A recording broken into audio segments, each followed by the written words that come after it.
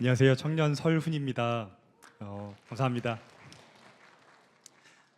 이렇게 한 해의 마지막 시간에 제가 받은 구원과 은혜를 간증할 수 있도록 해주신 하나님 아버지께 감사를 드립니다. 제게 있어 2025년은 담임 목사님을 통해 주신 그 축복의 말씀 그대로 야곱의 복을 받은 해였습니다. 그리고 그 복을 받은 제가 얼마나 이스라엘이 아닌 야곱 같았는지를 좀 먼저 나누고자 합니다. 저는 율법주의와 성화주의의 거짓교리 안에서 나고 자라며 신앙생활을 했습니다. 늘 바르게 살고자 했었고 나름 신앙적인 비전도 품고 있었습니다. 그러나 제 마음에는 늘 평안이 없었습니다. 낮 동안 과로하고 운동으로 몸을 혹사시켜도 새벽까지 잠들지 못했습니다. 그 이유는 제 마음의 고독과 두려움, 정죄가 끊임없이 이어졌기 때문입니다. 그렇게 저는 매일 돌베개를 베고 자면서도 저는 때마다 습관처럼 예배를 드리기 위해 교회로 갔습니다. 정말 최선을 다해 봉사했고 가능한 모든 직분을 맡아서 섬겼습니다. 그러나 교회를 떠나서 혼자가 되면 곧바로 외로움과 불안이 찾아왔습니다. 그럼에도 저는 더 깊이 이 거짓 교리를 공부했습니다. 그렇게 하면 해결이 될 줄 알았습니다. 그렇게 십자가의 구속의 사건을 아예 기초로 두었다가 마침내는 그 은혜를 아예 가려두기에까지 이르렀습니다.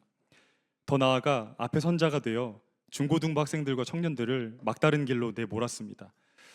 게다가 이 맹목적으로 공산주의와 싸워야 한다고 또 어떤 때는 예배보다도 더 많이 수많은 집회에 참석을 했습니다.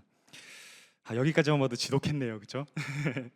저는 이것이 구원을 이루는 길이라 믿었고 하나님을 사랑하는 것이라 착각하며 버텼습니다. 그러나 쉼을 얻기 위해서 쉼없이 부르짖고 회개해도 잠깐의 목축임 뒤에는 바닷물처럼 더 심한 목마름이 찾아왔습니다. 살기 위해 유튜브의 설교 영상들을 분별 없이 찾아서 들었습니다. 제 영혼이 살 수만 있다면 무엇이든 붙잡고 싶었습니다. 텅 빈 마음을 지식과 철학으로 채워보기 위해 책도 더 독하게 읽었습니다. 그러나 영혼의 주림은 조금도 채워지지 않았습니다. 마치 돼지의 주염 열매로 배를 채우듯 연명하며 버티게 되었습니다. 모든 죄와 수치들이 벌거벗은 듯이 세상에 드러난 것만 같았습니다. 하나님께서도 또 세상 모든 것이 나를 정죄한다고 믿으면서 고통 속에 살아갔습니다. 이렇게 더 이상 어떠한 시도도 할 수 없을 정도로 지쳐있던 때에 늘 애청했던 이지성 작가님의 유튜브를 통해서 처음으로 성산교회 이름을 듣게 됐습니다. 작가님은 한국에 좋은 교회와 목사님이 계시다며 우리 성산교회와 고강종 목사님을 소개했습니다. 곧이어 제가 믿던 율법 성화주의 교리가 비성경적인 구원관이라며 좀 단호하게 주장하시는 것을 보게 되었습니다. 먼저는 강한 거부감이 들었습니다. 평생을 거짓 교리를 믿고 살아왔던 제게 구원의 확신은 방종이고 또 교만이라 잘못 배웠었기 때문입니다. 그러나 이 생각은 오래가지 않았습니다. 만약에 내가 옳다고 확신했던 이 교리의 열매, 즉 결과가 지금 이렇게 고통받고 있는 나의 모습이라면 이게 과연 진리가 맞을까라는 의문이 들었습니다. 고민 끝에 제게는 평안도 기쁨도 사랑도 없었음을 자각하게 되었습니다. 과실 없이 비쩍 말라가는 나무와 같았습니다. 그러던 차에 좀 궁금증이 생겼습니다. 도대체 왜 작가님같이 똑똑한 분이 왜 신앙에 대해서는 잘못 알고 계실까? 그게 좀 궁금했습니다. 그래서 신앙에 있어서는 한 번쯤 고민해도 되겠다 이렇게 생각이 들었고요. 사실 그거보다는 작가님이 신앙에 있어서만큼은 틀리셨다는 거를 좀 증명하고 싶은 그런 이상한 반항심이 더 컸습니다. 작가님 죄송합니다. 그래서 처음에는 속는 셈 치고 또 반기를 들고자 행동으로 좀 옮기게 됐습니다. 밤에 공원에서 운동을 마친 후에 이렇게 벤치에 앉았습니다. 유튜브에 우리 교회와 목사님의 조남을 검색했습니다. 처음 접한 영상은 타미드노트의 구원의 순서 바르게 이해하기였습니다. 근데 이 영상에 대한 첫인상은 제가 되게 표독스럽게 구원의 순서가 있다고? 막 하면서 내가 제대로 반박해 주겠어 막 이렇게 하다가 여기 서 있게 됐습니다. 구원의 순서가 있다는 이 영상 표지만 보았는데도 낯설고 거부감이 좀 들었습니다. 그러나 이내 말씀을 들으면 들을수록 무언가 모르게 마음에 끌리게 되었습니다. 그것은 제 마음이 평안해지는 것을 알 수 있었기 때문입니다. 목사님께서 하시는 모든 말씀이 분명한 성경 말씀 그대로였습니다. 모든 성경 말씀이 저를 향한 위로와 용서, 사랑이었음을 처음으로 듣게 되었기 때문에 마음이 평안했습니다. 그렇게 저는 이어폰을 통해서 처음으로 복음을 듣게 됐습니다. 지난날에 나의 모든 죄를 사하셨다는 말씀, 창세전에 계획하신 나를 향한 약속의 말씀을 믿으면 구원받고 마음의 쉼을 얻을 수 있다는 그 말씀에 크게 놀랐고 가슴이 뛰었습니다. 그래서 이렇게 휴대폰을 보다가 이거 이러다 홀리겠다. 이거 미혹된다 안 된다 해가지고 막 휴대폰을 뒤집어두기도 했었습니다. 그런데 이성적으로 반박을 해보려 했지만 도무지 그렇게 할 수가 없었습니다. 왜냐하면 성경에 기록된 것을 전해주시니 도무지 반박할 수가 없었습니다. 그날 이후에 공원을 걸을 때에도, 이동 중에도, 또 잠들기 전까지도 목사님을 통해 주신 복음의 말씀을 들었습니다. 그리고는 어느새 평안함 속에서 아멘 하며 화답하는 자신을 발견하게 됐습니다. 그리고 더 나가서 우리 성도님들의 행사 현장이랑 또 간증 영상, 그러니까 교인도 아닌데 이제 그런 영상들을 보면서 이렇게 혼자 희죽희죽 이렇게 실실 웃으면서 그런 영상을 보게 됐습니다. 이렇게 귀하고 아름다운 성도님들이 있다는 사실이 참 놀랍고 반가웠기 때문입니다. 이날은 바로 제가 성산교회에 처음 출석하기 전날 밤이었습니다. 다음 날 주일 아침까지 고민하고 버티다가 성산교회에 가보자고 결심을 했습니다. 그게 7개월 전입니다. 서울에서부터 오래 운전을 해서 교회에 도착했습니다. 몸도 마음도 젖은 솜처럼 무거웠는데요. 1층 로비에 들어서는 순간 이 얼어있던 몸과 마음이 따스하게 녹게 되었습니다. 입구에서 저를 환영해 주신 새가족팀 장년분들, 또 새친구팀 청년들의 따뜻한 환영 덕분이었습니다. 그 사랑 가득한 인사가 지금도 눈에 선합니다. 왜냐하면 그것은 제가 하나님의 집 베델로 돌아와서 처음 받은 하나님 아버지의 사랑이었기 때문입니다. 곧이어 안내받아서 도착하게 된 이곳 본당에서 예배가 시작되자 이유 없이 눈물이 흘러내렸습니다. 예배 시간에 목사님을 통해 복음을 들을 때에 주님의 사랑과 위로가 제 마음에 깊이 전해졌기 때문입니다. 습관처럼 느낌과 감정으로 하나님 앞에 나아가 보려 조금도 노력하지 않았습니다. 그럼에도 주체 없이 눈물이 흐르고 어깨가 들썩였습니다. 이사야서 44장 22절에서 내 모든 허물을 이미 구름과 같이 사라지게 하였고 모든 죄를 안개에 사라진 같이 도말했으니 내게로 돌아오라 너를 구속했다고 하신 말씀처럼 나의 모든 죄가 예수님의 십자가의 사랑으로 도말되었다는 그 말씀을 예배 중에 보고 들을 때에 경험해보지 못했던 감격이 마음에 차올랐습니다. 그렇게 주님께서 저를 만나주셨던 그 첫 예배의 자리를 시작으로 저를 향한 하나님의 완벽한 구원의 계획이 시작되었음을 깨닫게 되었습니다. 저는 부귀영화를 더 크게 쫓았었고 자력으로 구원도 이루어가려 했던 죄인이었음에도 놀라운 하나님의 섭리 가운데 주님은 복음으로 저를 불러주셨습니다. 그리고 에베소서 2장 8절의 말씀대로 이곳 성산교회에서 가장 귀한 모든 것인 구원을 선물로 주셨습니다. 그렇게 집 떠났던 아들이 바다보다 넓은 물두멍의 은혜로 용서해 주신 아버지의 품으로 돌아오게 되었습니다. 이후로 하나님의 은혜 가운데 수요 예배와 청년 예배에 모두 참석하며 예배를 드리게 되었습니다. 매 예배 시간마다 전해지는 복음을 들을수록 구원의 기쁨과 감격이 더 커져만 갔습니다. 그리고 모든 죄를 덮고 감싸주신 예수 그리스도의 사랑 안에서 제 마음이 드디어 쉼을 얻고 평안해지는 것을 깨닫게 되었습니다. 이어진 구원 상담에서 예수 그리스도를 나와 하나님 사이에 화목제물로 세우셨고 길이 참으시는 중에 전에 지은 죄를 간구하셨다는 로마서 3장 25절의 말씀을 듣게 되었습니다. 또 동이서에서 먼 것 같이 우리의 죄가를 멀리 옮기셨다는 시편 103편 12절의 말씀을 통해 하나님의 사랑을 가까이 보고 손끝으로 만져보게 되었습니다. 어릴 적부터 종이가 해질 정도로 줄을 그어 읽고 암송했던 성경이었음에도 어쩜 이토록 복음의 말씀만 보지 못했는지가 놀랍기만 했습니다. 그리고 불가항력적인 하나님의 은혜와 성령님의 도우심으로 이 약속의 말씀들이 믿어지게 되었습니다. 집에 와서도 나를 구원하신 약속의 말씀들을 읽고 또 읽었습니다. 성막의 모든 것이 예수 그리스도인 것을 우리가 말씀으로 깨닫게 되었듯이 성경의 모든 것이 예수 그리스도와 구속사로 가득 찬 것을 보게 되었습니다. 그래서 성경에는 온통 나를 향한 주님의 사랑뿐이었다는 것이 너무나도 감격스러웠습니다.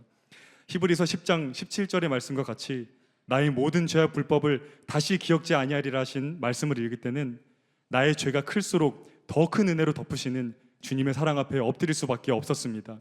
그렇게 나를 향한 약속의 말씀, 복음이 믿어져 복음으로 구원받았다는 확신이 굳게 서게 되었습니다. 제가 구원받고 난 후에 저희 목장 교제에서 이렇게 좀 교제를 나눈 적이 있습니다. 참 이상하다. 이게 우리 목사님과 사모님이 같이 계시는데 목사님 너무 잘생겨 보이신다. 사모님 계시는데 참 고우시다라고 얘기했더니 이 형 구원받았네. 그게 구원받은 증거라고 이렇게 격려를 해주셨어요. 그러니까 저희 목장에서 올바른 목자관에 대해서 이야기를 해주었습니다. 그렇게 마음속에 모든 의심은 사라졌고 기쁨으로 구원을 선포하게 되었습니다. 그날 밤 늦은 밤에 또 혼자 공원을 걸으며 막 찬송을 불렀습니다.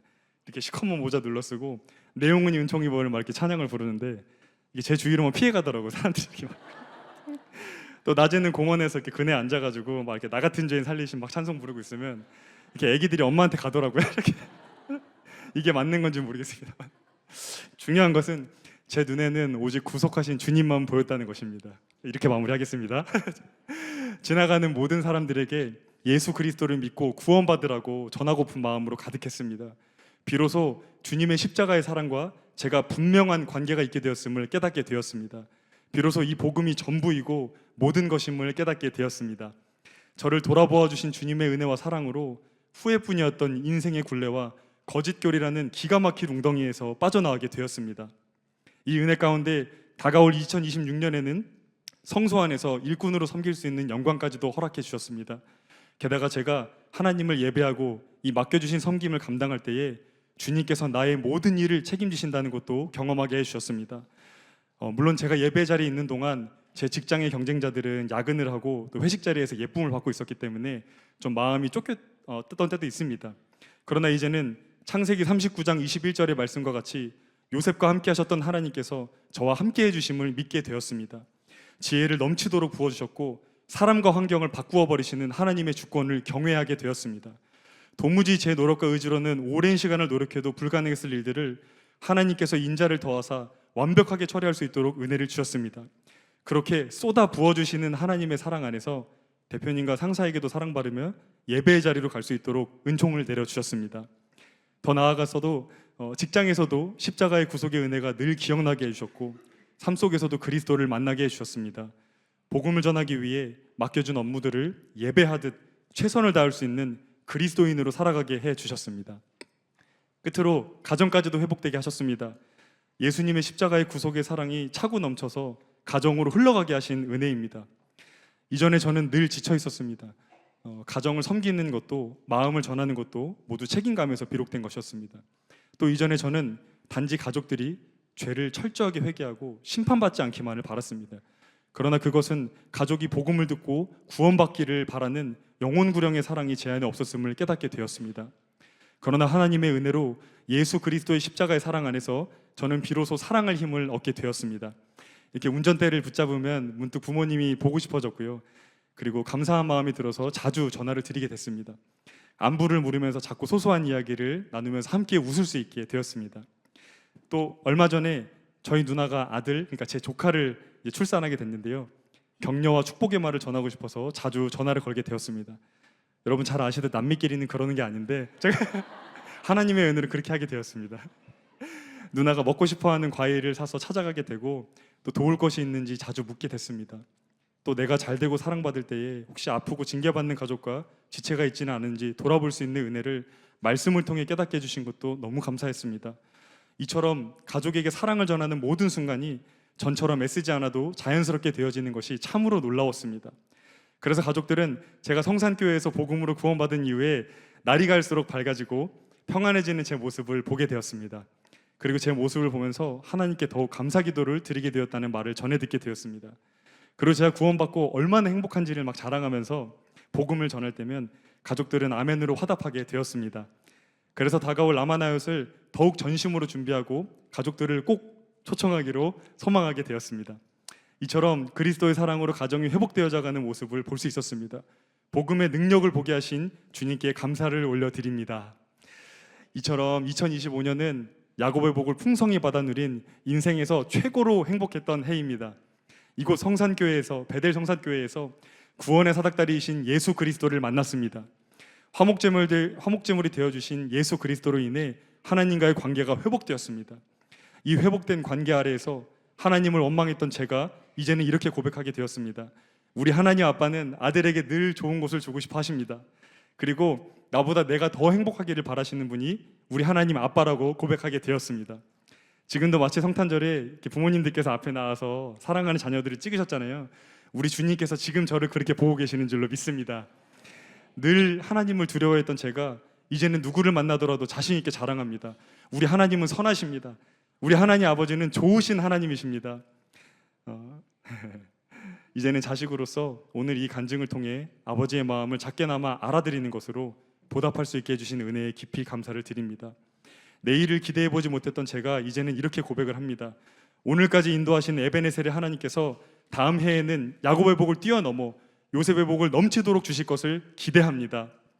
요셉에게 꿈을 주시고 사명을 감당하게 하셨던 하나님께서 제게도 복음을 위한 꿈을 주시고 함께 하셔서 더욱 행복자가 되게 하실 줄 믿습니다 라고요.